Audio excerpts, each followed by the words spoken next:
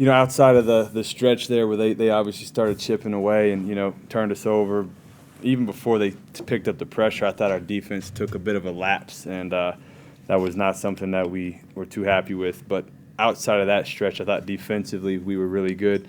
They made some threes, but, we talked a lot about threes that we're okay giving up.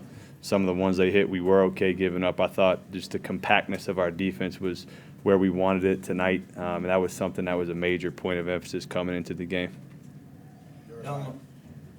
Your evaluation of Trevor Neal's first career double-double. I didn't even know he had a double-double. I'm still tripping on the layups that he made, to be honest with you. No, what he had 10 boards. Wow. Okay. Trev's awesome, man. He does everything right. He's one of our captains. He's a guy who's, knows what we want to do and does it at a high level out there. So just happy for any success that he has. So really that's the first career double-double. Wow. We got to frame this stat sheet for him then for sure. Dallin had 10 points in the second half. From your vantage point, did it feel like he was sort of finding his way in that second half a little bit more than the first half? I thought he just, was opportunistic with his looks. I thought we actually ran some pretty good offense tonight that I thought helped him put him into some better positions. That was something that after that Providence game that I had to, look myself in the mirror pretty heavily. And am I putting, really him and Yegor, who are the heads of the snake in terms of handling pressure, am I putting them in enough position to succeed? And the resounding answer was no. And so we did a lot of different things to try to free them up in different kinds of ways. I have to look at the film to see exactly how he got some of those looks, but was just happy with the way, he was able to, stay composed and find ways to score the basketball. Are you pretty much expecting a lot of full court pressure, or a lot of picking you guys up even a half court this year? And is that a concern, or do you feel like you're handled it okay? Yeah, I think it depends. Some games I think we've handled it extremely well. Other games, in stretches we haven't. Even tonight, there were stretches where we turned it over. Then there were stretches where, it's do or die for them. They either give up a dunk or a three, or they turn us over, right? And so I think if we can just be a little bit more sound. We have enough shooting and enough guys at the rim that I think can put a lot of fear in people if they try to pick us up. Not just full court, but when you start doing traps at half court and at three-quarter court with the amount of shooting that we have, that's a dangerous thing to do. So I think we'll do enough to allow scare teams into not doing it the whole game. What is the prognosis on Yegor? Will he play Saturday? Or? No, he's going to be out for a week and a half. We'll reevaluate. He's got a knee contusion. Are you going to kind of treat it like Dallin, where when he's back, he's going to be 100%? Do you want to be a little bit more cautious at this point in the season with him? Yes. How do you feel like the team, played without his presence tonight? Played well. I thought we tonight was the first night. I thought where we had, a lot more than one shooter, clicking on all cylinders. Ironically, I thought that was one of Cannon's best games, and he was only 1 of 7 from three. So if he has a normal night from three, that's even higher. But no, I just thought the ball was popping out there. Like I said, we're a team where if you make a mistake, we can really make you pay. And, tonight we were able to do that, more than we weren't, which I loved, without Yegor, who he's been the driver of a lot of those threes in terms of creating. But tonight it was everybody. What kind of an extra emphasis does that put on Dallin Hall's role without Yegor as, like you were mentioning, kind of that secondary ball handler? I just think for him, and I said this to someone else pregame, I think he's still kind of getting his sea legs under him from being out. It's hard to miss as much time as he did and then come back and just pick up where you left off.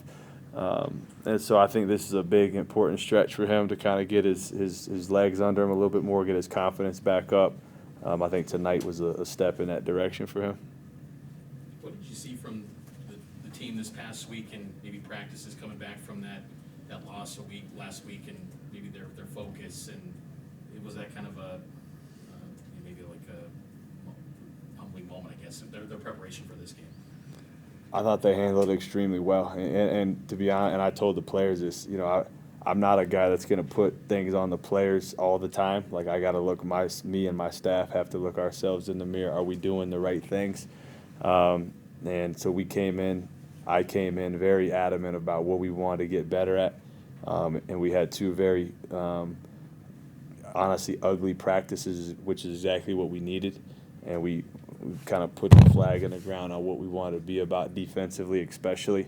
And then once we kind of made that declaration, I thought the guys' attention to detail and competitive spirit to that specific thing was really good.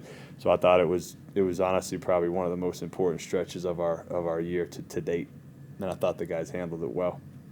I felt like Foose was impactful in that first half when it was kind of even towards the 10-minute mark in that first half. What'd you make of his impact in his performance? I mean, I think something good's going to happen every time I put Foose in the game. You know, he's a guy I trust immensely. You know, he didn't score it as much as he normally does, but he had, 10 defensive rebounds. But he's more than that. I mean, he's more of an offensive hub for us. You know, you talk about some of the pressure. You know, tonight we did a lot more stuff where we're hitting him in the kind of that trail spot. First half we had several backdoor cuts. He makes nice passes there. So he's just a guy that, like I said, I have a lot of trust in, and we try to use him all over the floor because of it. So looking ahead a little bit, you're going to play Wyoming in the Delta Center. It's kind of a tradition for BYU. Is that something that you are okay with and want to continue a game a year up there? Yeah, I think it's cool. Anytime our guys can be around anything that is NBA centric, I'm all for it. I think it's a good experience for those guys to play in a venue like that and you know, have that experience as a college player. I think it's pretty cool. Speaking of which, do you have a relationship with Will Hardy, the Jazz coach, or obviously he was here tonight? Yeah, no, I know Will very well. You know, we both kind of grew up in him more than me, but in the Spurs tree.